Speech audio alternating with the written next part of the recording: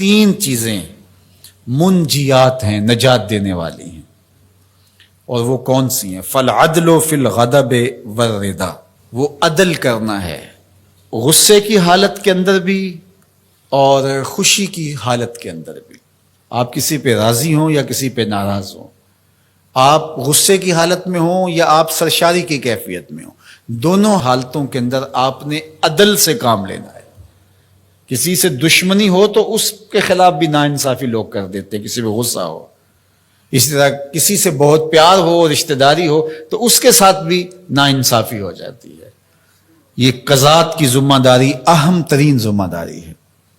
آپ اگر منصب قضا پہ بیٹھے ہیں، جج بنے ہیں، منصف بنے ہیں، قاضی بنے ہیں، پنچایت میں آپ کو بڑا بنا لیا گیا ہے، آپ پر فیصلہ ڈال دیا گیا ہے، تو پھر ترازو کے دونوں پلڑے برابر رکھیں۔ کوئی فرق نہیں پڑتا کہ رات 12 بجے عدالت لگائیں یا دن کے اجالے میں لگائیں، لیکن کریں انصاف، پھر تمہارے اوپر کوئی انگلی نہیں اٹھا سکتا۔ لیکن اگر تم عدل نہیں کرو گے، اگر تم انصاف نہیں کرو گے، تو قیامت کے دن جو ظالم قاضی ہوگا اس کو لٹکایا جائے گا۔ تو اس لیے ارشاد فرمایا کہ جو نجات دینے والی چیزیں ہیں وہ غصے کی حالت کے اندر بھی اور خوشی اور سرشاری کی کیفیت کے اندر بھی عدل کرنا۔ ایک عربی مقولہ ہے، الملک یدوم بالکفر ولا یدوم بالظلم، ملک کفر کے ساتھ تو قائم رہ سکتے ہیں لیکن ظلم کے ساتھ قائم نہیں رہ سکتے۔ دنیا کے کتنے ملک ہیں جہاں نظام کفر کا ہے لیکن عدل پایا جاتا ہے تو وہ خوشحال ہے۔ لیکن لوگ نمازیں بھی پڑھتے ہوں، سجدے بھی کرتے ہوں، اعتکاف بھی بیٹھتے ہوں، حج جمرے بھی کرتے ہوں، لیکن عدالتیں انصاف نہ دیتی ہوں، سکون کبھی نہیں ہو سکتا۔ عدل انصاف اگر قائم ہے تو ملک طمانیت کے نور سے مالا مال ہوتا ہے، ملک ترقی کرتا ہے، ملک آگے بڑھتا ہے، اور معاشرہ پرسکون ہو جاتا ہے اگر عدل و انصاف کا نظام موجود ہو۔ تو اس لیے اللہ کے محبوب نے فرمایا 3 چیزیں نجات دینے والی، ان میں سے پہلی چیز کا ذکر کیا، غصے کی حالت کے اندر اور رضا کی حالت کے اندر عدل کے تقاضوں کو پورا کرنا۔ اللہ اکبر۔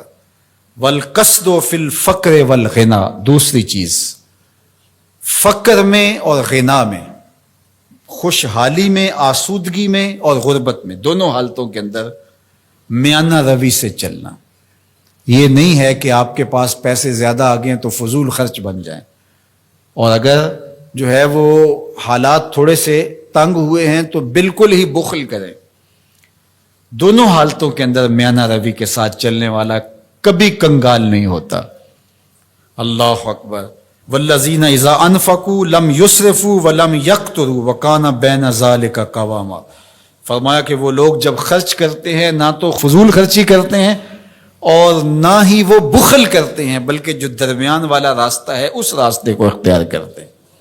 تو درمیانی راستہ چلنے والا ہی سرخرو، کامیاب اور بامراد ہوتا ہے۔ اس لیے دونوں صورتوں کے اندر ارشاد فرمایا کہ میانہ روی کرنا۔ وخشیۃ اللہ فی السر والعلانیہ، اعلانیہ بھی اور مخفی بھی، دونوں حالتوں میں اللہ سے ڈرنا، یہ نجات دینے والی چیز ہے۔ جو لوگوں کے سامنے اللہ سے ڈرتا ہے اور مخفی جگہ پر جا کر کے اللہ سے نہیں ڈرتا تو وہ اعلانیہ طور پہ ریاکاری کر رہا ہے، اللہ سے نہیں ڈرتا۔ تو مخفی طور پہ بھی اللہ سے ڈرے اور اعلانیہ طور پہ بھی اللہ سے ڈرے۔ ان الذین یخشون ربہم بالغیب لہم مغفرۃ واجر کبیر، جو اللہ تعالیٰ سے بن دیکھے ڈرتے ہیں، اللہ جل شانہ نے ان کے لیے مغفرت بھی رکھی ہے اور بہت بڑا اجر بھی رکھا ہے۔ اور وہی حدیث جو میں نے آپ کے سامنے رکھی کہ 7 اشخاص قیامت کے دن عرش الہی کے سائے تلے ہوں گے، ان میں سے جو 7واں شخص ہے اس کا ذکر حضور نے ارشاد فرمایا، وَرَجُلٌ ذَكَرَ اللَّهَ خَالِيًا فَفَاضَتْ عَيْنَاهُ، وہ شخص جو تنہائی میں بیٹھا اور اللہ کو یاد کرنے لگا اور اس کی آنکھیں آنسوؤں کا خراج دینے لگی، اللہ کے خوف سے اس کی آنکھوں سے آنسو ٹپکنے لگے، تو فرمایا قیامت کے دن جب کوئی سایہ نہیں ہوگا، اللہ اس شخص کو اپنے عرش کا ٹھنڈا سایہ عطا فرمائے۔ تو لوگوں کے سامنے آنسو بہانا اور تنہائی کے اندر آنکھوں کو نوری نصیب نہ ہو تو یہ ریاکاری ہے، اور ریاکاری تو ایک ایسا جرم ہے، ایک ایسا گناہ ہے جس کو شرک اصغر کہا گیا۔ کسی گناہ کو شرک نہیں کہا گیا سوائے ریاکاری۔ تو ریاکاری کو شرک اصغر کہا گیا ہے.